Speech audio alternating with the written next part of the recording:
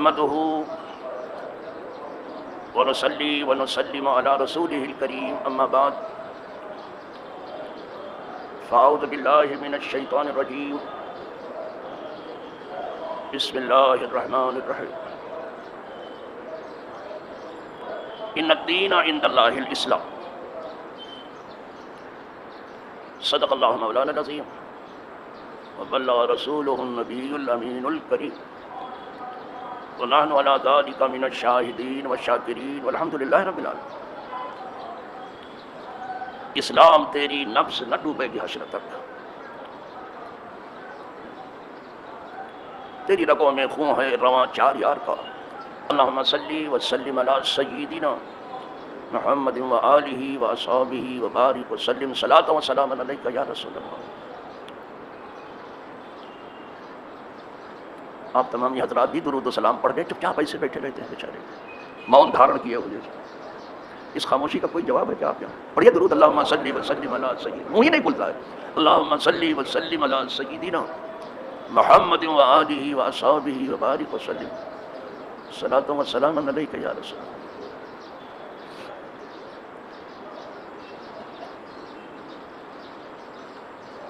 یہ عنوان عظیم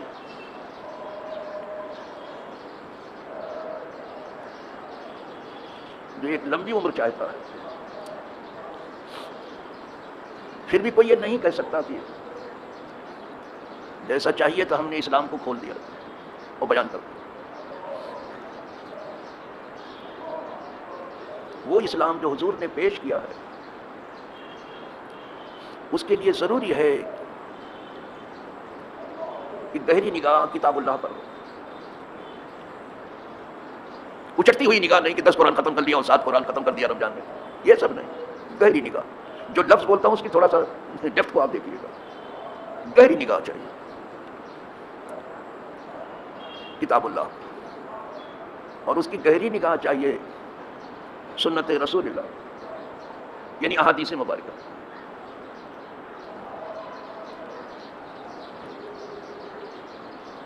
اچھا تو یہی ہے کہ وہ بیچارہ خود عالم ہو، اور نہیں تو پھر متعلم ہو، اور نہیں تو کسی عالم کی خدمت لگا ہوا ہو، سے علم سیکھ رہا ہو، اس کو دوست بنا چکا ہو، اس کی باتیں سن رہا ہو، اس کا محب ہو۔ اس لیے کہ مومن کامل ہونے کے لیے ضروری ہے کتاب و سنت پر رہے۔ اقبال کہتا ہے گر تم ہی خواہی مسلمان زیستن، اے بھلے آدمی اگر تجھے مسلمان ہو کے جینے کی خواہش ہی ہے، اور میں سمجھتا ہوں سب کی خواہش ہے کہ مسلمان ہو کے جئیں، سب کی خواہش تو ہے، اس میں کوئی شک نہیں، ہاں لیکن اگر تو چاہتا ہے کہ مسلمان ہو کے جئے، کہتا نیست ممکن، لیکن یہ ممکن نہیں ہے جز بقرآن زیستن، جب تک کہ تیری نگاہ گہری نہ پڑے اللہ کی کتاب، یہ ممکن نہیں ہے۔ اپنے منہ میاں مٹھو بنے پھرتے رہو، زاہد بنے رہو، پرہیزگار بنتے رہو، لیکن ہے نہیں آپ، ممکن ہی نہیں۔ اب یہی جو میں نے تاکید کی کہ کیوں نہیں منہ کھلتا آپ کا، درود و سلام میں کیوں نہیں منہ کھلتا؟ اعلیٰ حضرت کہتے ہیں مومن وہ ہے، مومن کی تعریف کر رہے ہیں اعلیٰ حضرت، مومن وہ ہے جو ان کی عزت پہ مرے دل سے۔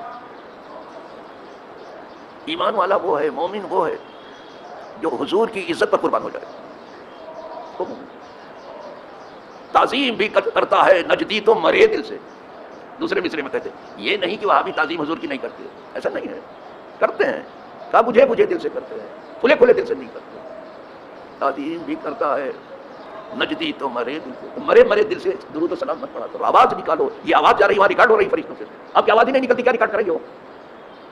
یہ ریکارڈ ہو رہی ہے، جیسے یہاں ٹیپ ریکارڈ ہوتی ہے، تقریریں ہوتی ہیں، فرشتے بھی کر رہے ہیں ریکارڈ، آپ کی آواز ہی نہیں، کیا ریکارڈ کریں گے؟ کھڑے چپ چاپ، منہ نہیں کھلتا، درود و سلام میں منہ نہیں کھلتا، ان کا وہ خدا جانے کہاں کھلے گا، لمبا لمبا بھاری بھاری لقمہ کھانا، جب کھانا ہوتا ہے تو آدھے سے زیادہ منہ کھول دیتے ہیں، الگ تک درود و سلام۔ اہل تشیع کی محفل کو دیکھا ہے آپ نے؟ دیکھا نہیں ہوگا تو سنا تو ہوگا ہی، جیسے کسی امام کا نام آیا ان کے ہاں پوری محفل گونج اٹھتی ہے فوراً، جیسے کسی امام مولا علی کا نام آیا، امام حسین کا نام آیا، امام زین العابدین کا نام آیا، امام باقر کا نام آیا، امام جعفر صادق کا، جیسے کسی امام کا نام آیا پوری محفل گونج اٹھتی ہے، کہنا نہیں پڑتا، یہاں بیٹھے ہیں جو کیا اتنا بھی نہیں سیکھ سکتے آپ؟ فرشتے جگہ کے ساتھ جو ہے اس کو ریکارڈ کر رہے ہیں کہ کس جگہ پر کیا درود پڑھا ہے آپ نے، کیا تلاوت کی ہے، کیا ذکر کیا ہے، جگہ کے ساتھ.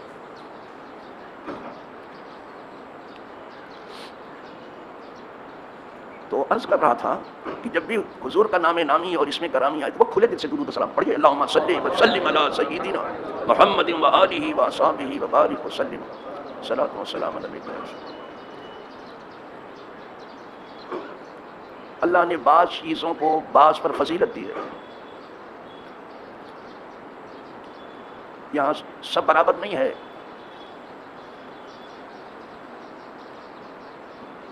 یہ اور بات ہے کہ نام نہاد جمہوریت میں سب کو برابر کر دیا ہے. ویسے سب برابر ہے. ایک جج کا ایک ہی ووٹ ہے اور ایک مجرم کا بھی ایک ہی ووٹ ہے، دونوں برابر.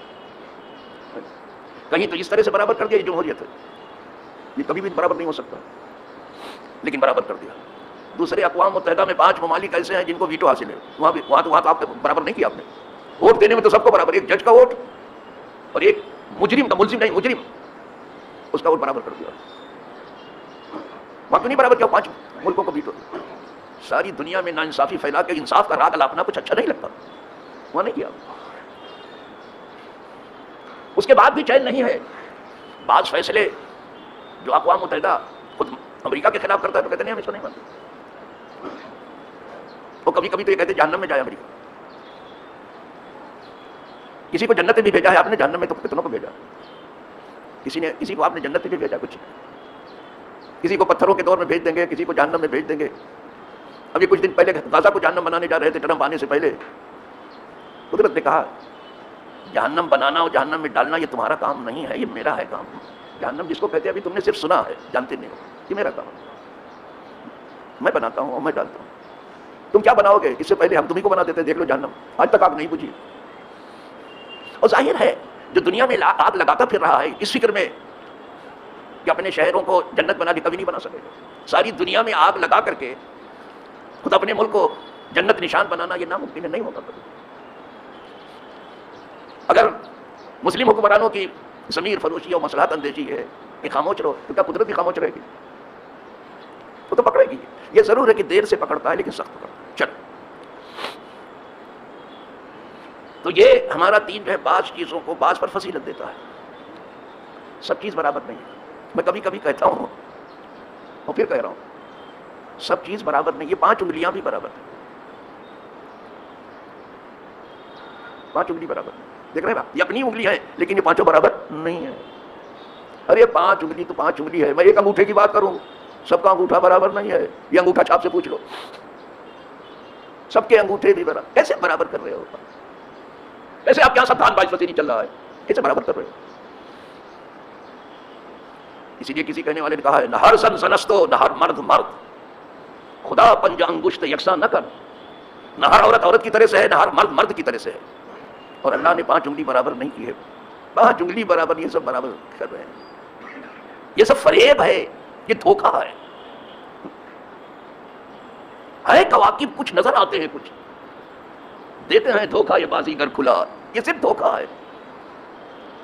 درویشی بھی ایک فریب ہے جھوٹی، اور شاہی بھی فریب ہے. بڑی مشکل سے کوئی انصاف پسند اور انصاف کرنے والا حکمراں تخت نشین ہوتا، بڑی مشکل سے.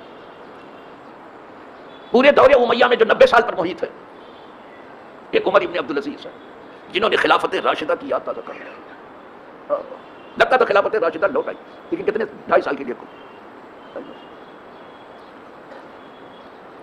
اور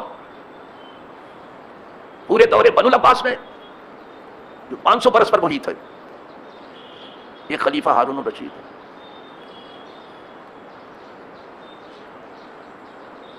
صرف ان کا تذکرہ آتا ہے کہ وہ کوشش کر رہے تھے انصاف پسندی کی. پھر کتنے کامیاب ہوئے کیا معلوم. جب علماء کی دعوت کرتے تھے تو علماء کا ہاتھ خود دھلاتے تھے خلیفہ بہو کر کے.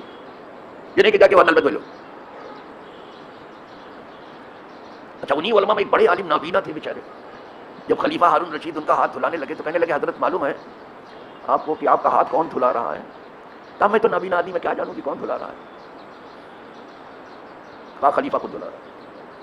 یہ خلیفہ کو کوئی حکمراں مت سمجھنا، ایک ہی ہوتا خلیفہ، کئی ایک نہیں ہوتا. حکمراں کئی ہوتے، بادشاہ بہت، خلیفہ ایک ہی، وہ سب کا بہت اونچی پوسٹ ہے. خلیفہ سے بادشاہ لوگ سمجھ لیتے. جب یہ کہا کہ خلیفہ خود ہی آپ کہا تھا، کہا اللہ تیرا دل دھو دے، تیری عزت بڑھا دے. تو اتنی اللہ نے اس کی عزت بڑھا دی تھی، جب غصے میں آتا تھا ہارون رشید اہل دربار کھا کرتے تھے، اتنی عزت بڑھا.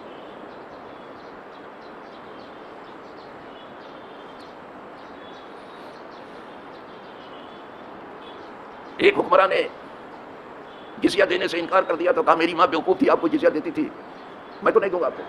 جزیہ نے ٹیکس، اس بات پر جو اس کی حفاظت جو ہے اسلامی ممالک کے ذمہ ہوتی تھی، جیسے اپنی حفاظت کرتے تھے ویسے ان کی. جب اس کا یہ مراسلہ آیا ہارون الرشید کے پاس تو اپنے منشی سے کہا پڑھو کیا لکھا ہے اس میں.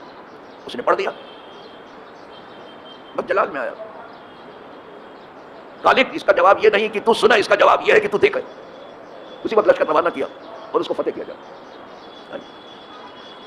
یا جتنے نام نہاد حکمراں اپنے منہ میاں مٹھو بننے والے ہیں، ایسی مزاج بنا رہے کہ امریکہ کہاں پر آ، کیا بدتمیزی ہے جو اپنے منہ میاں مٹھو بن رہے ہیں. سب اپنے بالوں پر سمیٹے بیٹھے ہیں، کرنا کرنا کچھ سوائے زبانی جمع خرچ کے کچھ نہیں. نہ حکمران عرب نہ حکمران عجم، سب جو ہے تقریباً ضمیر فروشی کے شکار ہو گئے. وہ عزت کی موت کو ناپسند کر رہے ہیں، وہ ذلت کی موت مرنا چاہتے ہیں. اور ہوتا بھی ہے، جب بہت دن کوئی قوم عزت کے دیکھ لیتی ہے تو آرزو کرتی کی طرح وہ دن تو دیکھا کہ ذلت میں کیا مزہ ہے. اسی کو کہنے والے نے کہا ہے دنیا میں بہت دیکھ لی عزت کی بہاریں، اب وہ بھی تو دیکھیں جو کہ ذلت میں مزہ ہے. اس قوم نے بہت عزت دیکھی ہے تو اب دیکھ رہے ہیں کہ ذلت میں دیکھیں کتنا مزہ ہے. تو سب ذلت کی راہیں چل رہے ہیں، اب وہ بھی تو دیکھیں جو کہ ذلت میں مزہ ہے.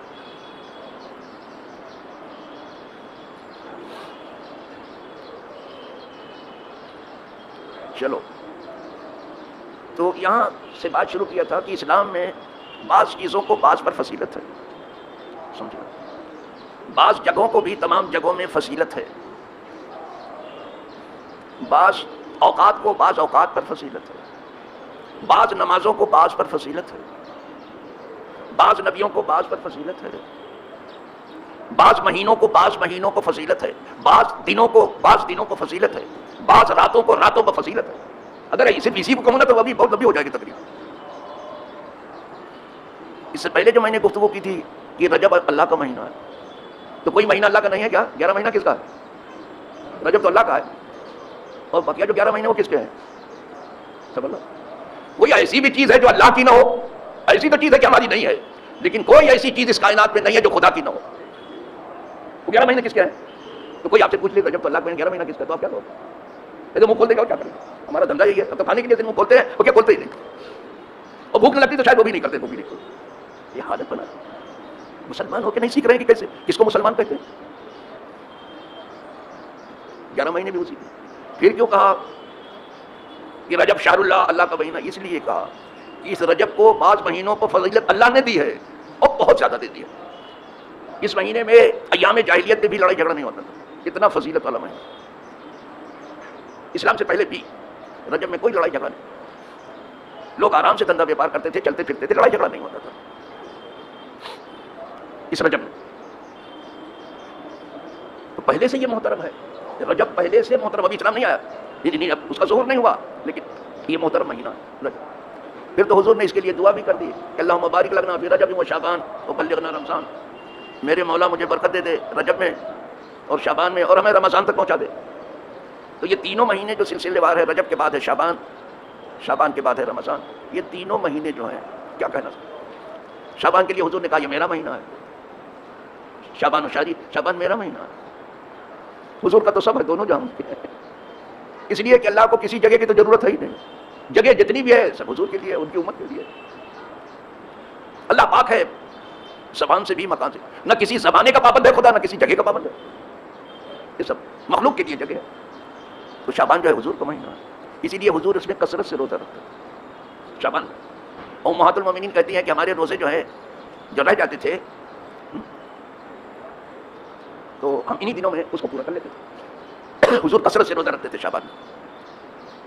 اسی لیے کثرت کے پیش نظر اللہ والے 13، 14، 15 کو روزہ رکھتے تاکہ کثرت ہو جائے. عربی میں ایک کے بعد جمع نہیں ہوتا، ما فوق الواحد جمع نہیں ہوتا. واحد اثنین، جب واحد کے بعد جو ہے 2 ہوا تو 3 جب ہوگا تب جمع ہوگا. ما فوق الاثنین تین یا تین سے اوپر جو ہوا اب جمع ہوا، تو جمع کثرت کو کہتے ہیں، پھر چاہے جمع قلت ہو چاہے کثرت ہو.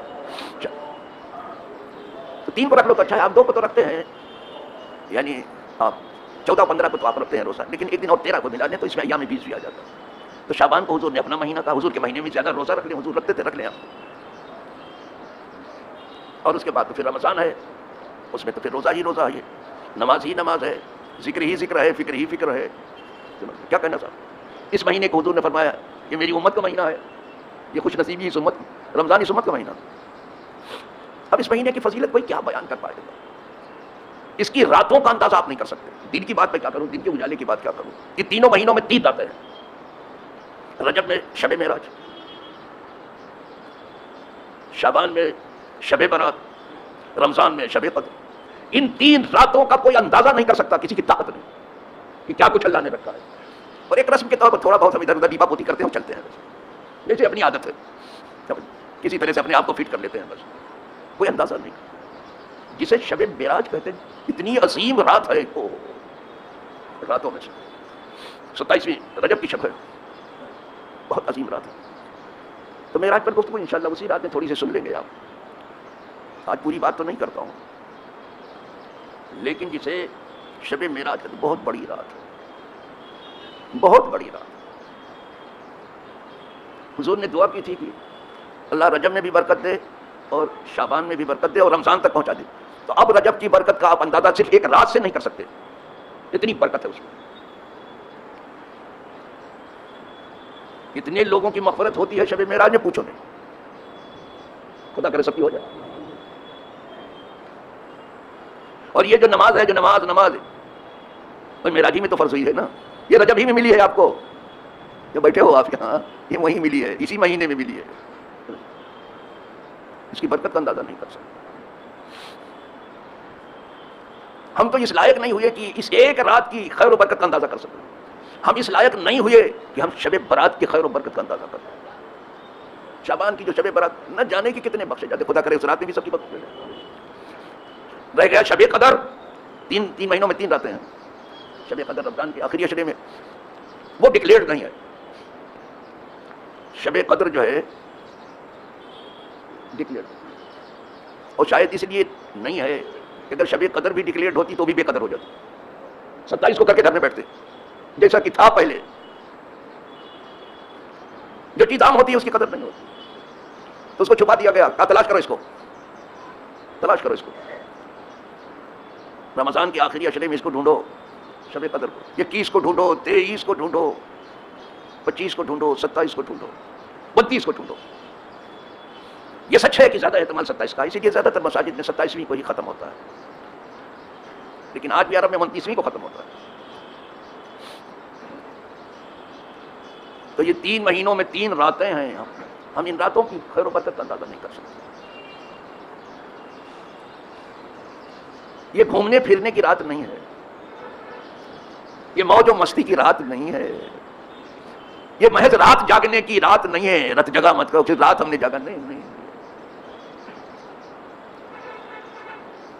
یہ خالص بندگی کی راتیں ہیں. اگر کچھ آنسو آپ کے پاس ہے تو ان راتوں میں گراؤ اور معافی مانگو، کچھ رو تھوڑا سا. دوسروں پر نکتہ چینی بہت ہو چکی ہے، کچھ اپنے حال پر بھی نظر کرو اور اپنے معال پر بھی تھوڑا نظر کرو. معاش تو آپ کے پیچھے لگائی ہے، تھوڑا معاد کی بھی فکر کر لو. روزی تو لگی ہے پیچھے، تھوڑا اپنے آخرت کی بھی فکر، تھوڑا آنسو کی رہو.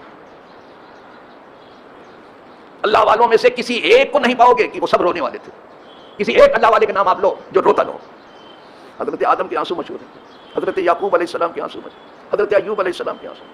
کسی ایک کو بتاؤ تو تم. خود حضور کے آنسو مشہور ہیں، سجدے میں گر کے روتے رہتے، سر ہی نہیں اٹھاتے تھے. آپ جو ہے کہا لگاتے پھر رہے ہو، ٹھٹا لگاتے ہو اور چھت اڑاتے رہتے ہو، اور کٹر جو ہے سنی بنے رہتے ہو. کٹر سنی، ٹنا ٹن سنی، کیا پتہ نہیں کیا ٹنا ٹن کہا لگاتے ہو. روتے تھے حضور سجدے میں. کبھی کبھی جبریل آ کے چپ کراتے تھے، جس کو اعلیٰ حضرت اس طرح بیان کر رہے ہیں. اعلیٰ حضرت سے بیان کروں تاکہ تھوڑا سا آپ کو عقل آ جائے. بے عقلی میں زندگی گزر رہی ہے. اعلیٰ حضرت کہتے ہیں اللہ کیا جہنم اب بھی نہ سرد ہوگا. رو رو کے مصطفیٰ نے دریا بہا دیا. ہمارے نبی روتے ہیں، ہم ٹھٹا لگاتے پھرتے ہیں. سب انبیاء روتے ہیں. کچھ چیزیں اللہ کو بہت پسند ہیں، اس میں سے ایک آنکھوں کا آنسو بھی ہے۔ گناہوں کو دھونے والی چیز نہ یہ حوض ہے آپ کی، اس میں ہاتھ پاؤں دھو سکتے، گناہ نہیں دھو سکتے۔ کسی نے حوض میں گناہ دھویا، یہ اور بات ہے، گناہ جھڑتے ہیں وضو میں سب میں۔ کسی دریا میں بھی گناہ نہیں دھو سکتے، کسی سمندر میں بھی گناہ نہیں دھو سکتے۔ ہاں، آنکھ کے آنسوؤں سے آپ گناہ دھو سکتے، اس سے گناہ دھل جائے۔ جب بندہ روتا ہے اور گڑ گڑاتا ہے تب خدا کو رحم آتا ہے۔ دنیا تو کسی رونے دھونے والے بھی ترس نہیں کھاتی۔ کتنے لوگوں کو زندہ دفن کر دیا گیا فلسطین میں، دنیا دیکھتی رہی، اور بات حقوق انسانی کی کرتی ہے۔ دیکھو ذرا، دلاورس دزدس کی بقب چراغ دا، یہ چور جو ہے کتنا بہادر ہے، یہ ہاتھ میں چراغ لے کے دنیا کو لوٹ رہا ہے، پوری دنیا خاموش ہے۔ کتنے لوگ، کتنی لاشیں نکل رہی ہیں، یہ دیکھتی دنیا دیکھتی، بہت بے رحم دنیا ہے، صرف رحم کی باتیں ہیں۔ آنکھ کے آنسوؤں سے دھو اپنے، جب تک آنکھ کے آنسو نہیں گرتے گناہ نہیں دھلتا۔ اور نماز میں بھی آپ کی جان جب آتی ہے جب نماز میں آنسو آ جائے، آپ دعا میں بھی جان اس وقت آتی ہے جب آنسو آ جائے۔ رونے کو آپ کیا سمجھتے ہو؟ کیا سمجھتے ہو آپ رونے؟ ارے بچہ اگر نہ روئے تو اس کو دودھ نہیں ملے گا۔ جب تک بچہ روتا نہیں ہے اس کو دودھ نہیں ملتا، اور جب تک آسمان نہیں روتا، جب تک سبزہ نہیں اگتا۔ اسی طرح جب تک گنہگار روتا نہیں ہے، گناہ ٹھیک سے بخشے نہیں جائیں گے۔ بہت زیادہ پرہیزگار بنے مت گھومو، اللہ جسے چاہتا ہے بنا دیتا ہے۔ عارف رومی اسی بات کو اپنی مثنوی مانوی میں بیان کرتے ہیں۔ تا نگیریت طفل کہے روز کہے جوشت لبن، کہے نگیریت آبر کہے رویت چمن۔ جب تک آسمان نہیں روتا ہے چمن نہیں لہلاتا، باغ و بوستان میں باہر نہیں آتی، اور جب تک بچہ نہیں روتا ماں کے پستان میں دودھ جوش نہیں مارتا۔ تو اگر رونے سے ماں کے پستان میں دودھ جوش مار رہا ہے، بارش کے رونے سے سبزہ اگ رہا ہے اور باغ و بوستان میں باہر ہے، تو جب بندہ روتا ہے اس کے گناہ معاف۔ بہت پرہیزگار بنے مت گھومو، منع کر دیا کہ بہت زیادہ پرہیزگار بنے مت گھومو، تمہاری مجال تم ہو پرہیزگار۔ فلا تزکوا انفسکم، یہ منصوص ہے، اپنے آپ کو بہت ستھرا مت بتاؤ کہ میں چنی ہوں چنا ہوں، میں ایسا ہوں ایسا ہوں، یہ کرتا ہوں وہ، کبھی کچھ نہیں کرتے ہو، کیا کرو گے تم؟ منع کر دیا کہ اپنے آپ کو بہت ستھرا مت بتاؤ۔ بل اللہ یزکی من یشاء، اللہ جسے چاہتا ہے ستھرا کرتا ہے، اللہ جسے چاہتا ہے وہ ستھرا کرتا ہے۔ بڑے ستھرے بنے ہیں، ادھر ادھر کی چند چیزیں کی بس ستھرے ہو گئے۔ رو تھوڑا سا رو۔ امام ربانی مجدد الفسانی رحمۃ اللہ علیہ نے ایک واقعہ اپنا بیان کیا ہے کہ میں ایک معاملے میں دعا کر رہا تھا، نہیں سنی جا رہی، بہت دعا کر رہا تھا، نہیں سنی جا رہی۔ ایک دن دعا کرتے کرتے جو ہے میں نے کہا مولا حضور کے صدقے میں، جیسے حضور کا نام آیا رونا شروع کیا میں، تو حضور روتے بہت روتے، کہا جیسے حضور کا نام آیا رونا شروع کیا، جیسے میں نے کہا کہ اپنے محبوب کے صدقے میں مولا یہ مراد میری پوری کر دیا، پھر رویا، اسی وقت قبول ہو گئی پڑھ۔ اس لیے راہ بتا رہا ہوں اس بڑی رات کی، بہت ادھر ادھر کر کے چھو چھک کر کے مت بھاگنا ہو بابا۔ مجھے معلوم ہے کہ عرب جا کے دو چیز جو ہے عمرہ اور حج میں سیکھ کے آتے ہیں، ایک تو کرسی پہ بیٹھ کے نماز پڑھنا، ساری دنیا میں چلیں پھریں مسجد میں کرسی پہ، جہاں سے آپ کو مجبوری ہے بس وہیں تک آپ کو کرسی کی اجازت، اس کے بعد نہیں ہے، بالکل نہیں۔ بیٹھے پھر تو یہ کرسی پکڑ لیا۔ اب کی رمضان میں میں نے دیکھا پہلے سب یہاں اس مسجد میں صرف یہیں حرم کے اندر ہی کرسی لگتی تھی، لیکن اس رمضان میں میں نے دیکھا کہ صحن تک پہنچ گئی کرسی۔ میں نے کہا تھوڑا اور آج عمرہ ہو جائے باہر نکل جائے گی کرسی، کیا یہیں آ کے ٹھاٹ پکڑتے ہیں۔ اور کچھ جوان لوگ تو مسجد کی دیوار سے ٹیک لگا کر کے بیٹھ جاتے ہیں، جوان لوگ۔ بڈھا اگر بیٹھ جائے بیچارہ نہیں بیٹھ پا رہا ہے، ٹیک لگا کے بیٹھ جائے تو کوئی بات نہیں ہے، لیکن جوان آدمی ٹیک لگا کے موبائل گھماتے ہیں ایسے ایسے کرتے، اور پھر مجھے دیکھتے جلدی سیدھے ہو جاتی، کوئی نالائق آ رہا ہے۔ مجھ سے ڈرتے ہو، خدا سے نہیں ڈرتے ہو، یہ خدا کا گھر ہے، آپ کو شرم نہیں آتی؟ میں کیا بتاؤں، میں ایک اللہ والے کا تذکرہ پڑھ رہا تھا، پڑھتے پڑھتے جب یہاں سے گزرا کہ بیچارے عبادت کرتے کرتے جو ہے ذرا سا انہوں نے مسجد کی دیوار سے ٹیک لگا لیا اور تھوڑا سا پاؤں پھیلا دیا، تھک گئے تھے، یعنی نماز پڑھتے پڑھتے تھک گئے تھے، بس گوشے مسجد سے آواز آئی، کیا ہے بندے خدا، کیا شاہوں کے دربار میں ایسے بیٹھتے ہیں؟ پھر جو انہوں نے پاؤں سمیٹے ہیں تو مرکے ہی کھلے ہیں، بس کیا کہنا، تھوڑا سا ادب سیکھ لو، تمہارا دین علم و ادب کا نام ہے، یہ چیز نہ تمہیں اسکول میں ملے گی، نہ کالج میں ملے گی، نہ یونیورسٹی میں، وہاں تو جو مل رہا ہے وہ آپ کو زیادہ معلوم ہے کہ کیا مل رہا ہے، وہ آپ کو معلوم ہے، ساری برائی ادھر سے آ رہی ہے، بچے خراب ہو رہے ہیں، بچیاں خراب ہو رہی ہیں، وہیں سے. اور میں یہ الزام نہیں دے رہا ہوں، یہ حقیقت ہے. اگر دینی تعلیم گھر کی صحیح نہ ہوئی، بچہ سلامت نہیں آئے گا، بچیاں سلامت نہیں آئے گا. اکبر الہ آبادی کو بھی یہی چیف جسٹس ہے. اکبر الہ آبادی وہ بہترین شاعر ہے. وہ کہتا ہے یوں قتل سے بچوں کے وہ بدنام نہ ہوتا، افسوس کہ فرعون کو کالج کی نہ سوجی. سنا ہوگا فرعون لڑکوں کو قتل کر دیتا تھا نا، بنی اسرائیل کے لڑکیوں کے زندہ رکھتا. بہت بدنام ہے اس طرح سے. یہ بچوں کا قتل پہلے سے ہو رہا ہے، لیکن صرف لڑکوں کو مارتا تھا، لڑکیوں کو نہیں مارتا تھا. یہ لڑکا لڑکی سب کو مار دیتا. تو کہتا ہے یوں قتل سے بچوں کے وہ بدنام نہ ہوتا، افسوس کہ فرعون کو کالج کی نہ سوتی. اس کو بچوں کو قتل نہیں کرنا چاہیے، کالج کھول دیتا بچے، اور بچیاں قتل ہوتے رہتے تھے. گھر کی تعلیم کو صحیح کر لو، اپنے مدارس کی تعلیم کو صحیح کرو. ان کی وجہ سے چراغ جل رہا ہے مسجدوں میں، محراب میں. وہ مدارس ہیں. دینی تعلیم کو گھروں میں ٹھیک کرو، کالج میں نہیں ٹھیک ہوگا. کالج میں بے راہ روی سکھائی جا رہی ہے، بے ادبی سکھائی جا رہی ہے، گستاخی سکھائی جا رہی ہے، بے لگامی سکھائی جا رہی ہے، بے ضمیری بھی سکھائی جا رہی ہے. کہ بھائی تو کھانے پینے کے لیے یہ پڑھ رہے ہیں، روزی روٹی سے رشتہ جڑا ہے، بغیر سرٹیفکیٹ کے کچھ ملے گا، بس یہ ہے. اسی لیے اپنے بیٹے کو جب لندن پڑھنے گیا تھا تو اکبر نے لکھ کے بھیجا تھا، اپنے بیٹے کو بھی لکھ کے بھیجا تھا. اپنے بیٹے کو بھی لکھ کے بھیجا. تو کہتا ہے بیٹے کو جو لکھا تھا، نصیحت جو کی تھی، تم شوق سے کالج میں پڑھو، پارک میں جھولو، طیاروں میں پرواز کرو، عرش کو چھو لو، پر ایک سخن اکبر مسکی کا رکھو یاد، اللہ کو اپنی حقیقت کو نہ بولو. گھر کی تعلیم، کہ گھر کی تعلیم آپ کو بچا سکے گی، مدرسے کی تعلیم بچائے گی، مساجد کی تعلیم آپ کو جو ہے ایمان پر رکھے.